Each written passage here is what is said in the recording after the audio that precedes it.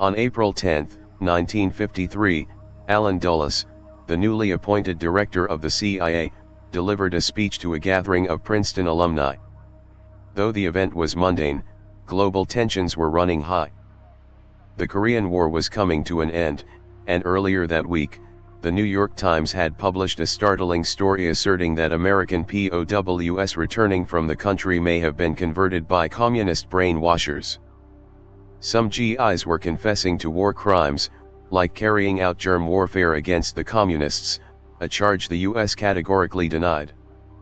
Others were reportedly so brainwashed that they had refused to return to the United States at all. As if that weren't enough, the US was weeks away from secretly sponsoring the overthrow of a democratically elected leader in Iran. Dulles had just become the first civilian director of an agency growing more powerful by the day, and the speech provided an early glimpse into his priorities for the CIA.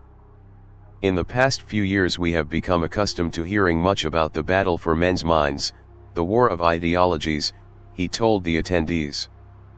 I wonder, however, whether we clearly perceive the magnitude of the problem, whether we realize how sinister the battle for men's minds has become in Soviet hands, he continued.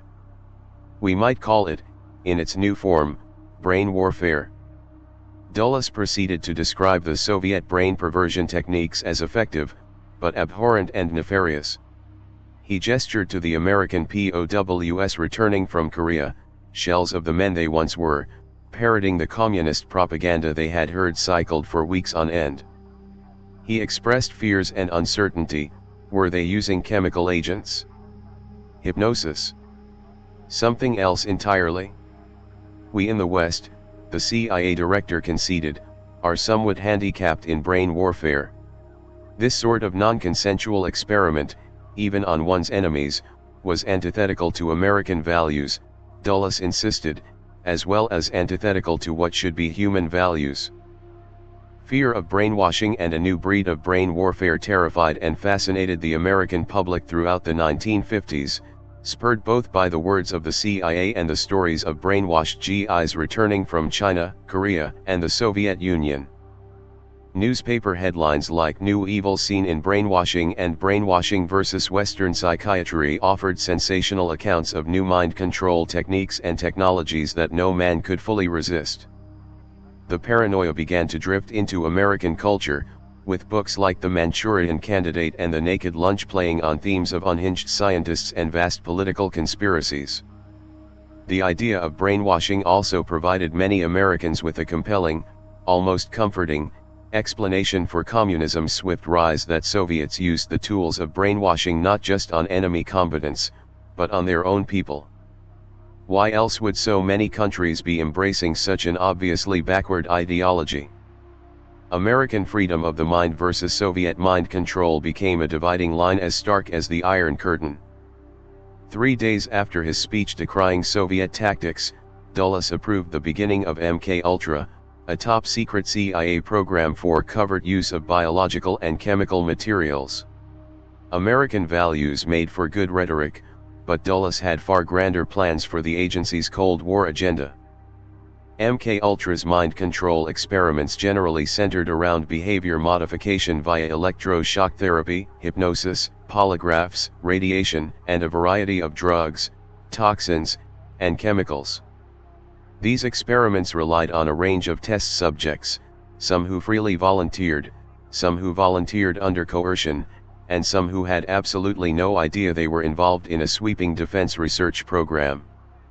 From mentally impaired boys at a state school, to American soldiers, to sexual psychopaths at a state hospital, MK-Ultra's programs often preyed on the most vulnerable members of society. The CIA considered prisoners especially good subjects, as they were willing to give consent in exchange for extra recreation time or commuted sentences. Whitey Bulger, a former organized crime boss, wrote of his experience as an inmate test subject in MK-Ultra. 8 convicts in a panic and paranoid state, Bulger said of the 1957 tests at the Atlanta Penitentiary where he was serving time. Total loss of appetite. Hallucinating. The room would change shape. Hours of paranoia and feeling violent. We experienced horrible periods of living nightmares and even blood coming out of the walls. Guys turning to skeletons in front of me. I saw a camera change into the head of a dog. I felt like I was going insane. Bulger claimed he had been injected with LSD. Lysergic acid diethylamide, or acid, had become one of the CIA's key interests for its brain warfare program, as the agency theorized it could be useful in interrogations. In the late 1940s, the CIA received reports that the Soviet Union had engaged in intensive efforts to produce LSD, and that the Soviets had attempted to purchase the world's supply of the chemical. One CIA officer described the agency as literally terrified of the Soviets' LSD program, largely because of the lack of knowledge about the drug in the United States. This was the one material that we had ever been able to locate that really had potential fantastic possibilities if used wrongly, the officer testified. With the advent of MK-Ultra, the government's interest in LSD shifted from a defensive to an offensive orientation. Agency officials noted that LSD could be potentially useful in gaining control of bodies whether they were willing or not. The CIA envisioned applications that ranged from removing people from Europe in the case of a Soviet attack to enabling assassinations of enemy leaders. On November 18, 1953, a group of 10 scientists met at a cabin located deep in the forests of Maryland. After extended discussions, the participants agreed that to truly understand the value of the drug, an unwitting experiment would be desirable. The CIA remained keenly aware of how the public would react to any discovery of MK-Ultra, even if they believed these programs to be essential to national security, they must remain a tightly guarded secret. How would the CIA possibly explain dosing unassuming Americans with LSD? Precautions must be taken not only to protect operations from exposure to enemy forces but also to conceal these activities from the American public in general. Wrote the CIA's Inspector General in 1957, the knowledge that the agency is engaging in unethical and illicit activities would have serious repercussions in political and diplomatic circles and would be detrimental to the accomplishment of its mission. The CIA's initial experiments with LSD were fairly simple, if shockingly unethical. The agency generally dosed single targets, finding volunteers when they could, sometimes slipping the drug into the drinks of fellow CIA employees. Over time these LSD experiments grew increasingly elaborate. Perhaps the most notorious of these projects was Operation Midnight Climax. In 1955, on 225 Chestnut Street, San Francisco, the CIA was devoting substantial attention to decorating a bedroom. George White oversaw the interior renovations. Not much of a decorator, White had a storied career in the Federal Bureau of Narcotics. When the CIA moved into drug experiments, bringing White on board became a top priority. White hung up pictures of French can-can dancers and flowers. He draped lush red bedroom curtains over the windows. He framed a series of Toulouse-Lautrec posters with black silk mats. For a middle-aged drug bureaucrat, each item evoked sex and glamour. George White wasn't building a normal bedroom, he was building a trap. White then hired a Berkeley engineering student to install bugging equipment and a two-way mirror. White sat behind the mirror, martini in hand, and waited for the action to begin. Prostitutes would lure unsuspecting Johns to the bedroom, where the men would be dosed with LSD and their actions observed by White from beyond the mirror. As payment for their services, the sex workers receive small amounts of cash, as well as a guarantee from White that he'd intercede when the women inevitably had run-ins with law enforcement in the future. Though the CIA piloted these safe houses as a stage for testing the effects of LSD, White's interest shifted to another element of his observations, the sex. The San Francisco house became the center of what one writer called the CIA carnal operations, as officials began asking new questions about how to work with prostitutes, how they could be trained, and how they would handle state secrets. The agency also analyzed when in the course of a sexual encounter information could best be extracted from a source, eventually concluding that it was immediately after sex. But perhaps unsurprisingly, Much of White's actions were driven by pure voyeurism. I toiled wholeheartedly in the vineyards because it was fun, fun, fun, White later said.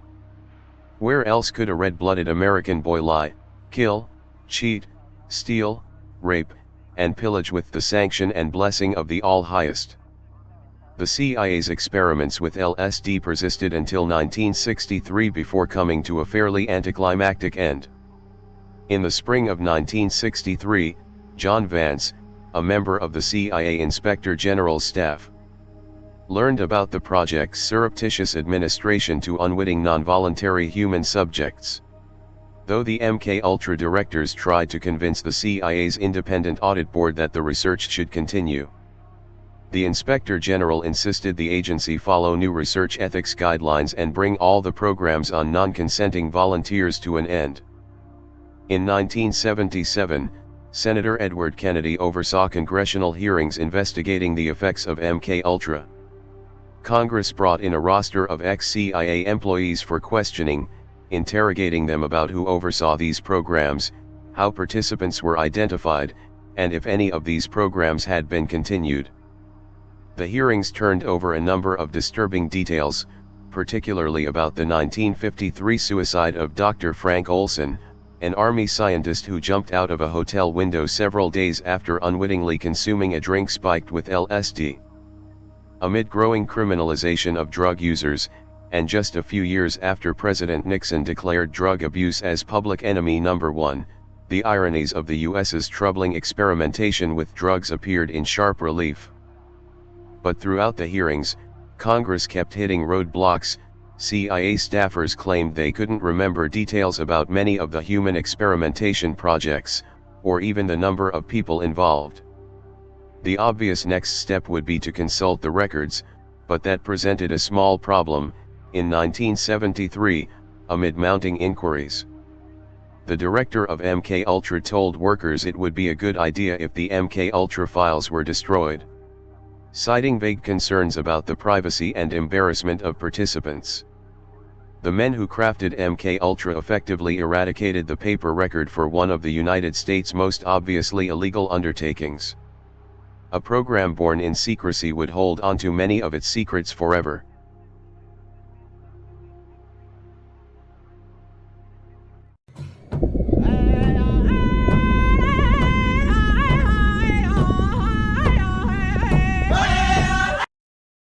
Are you a targeted individual? Have you had a paranormal encounter, or are the victim of an unregulated government experiment and would like to share your story with us? Would you like to send us some fan mail or a hate-filled rant? Do you have an idea for a future episode or wish to send a complaint to HR? Email us at atomicshaman@protonmail.com.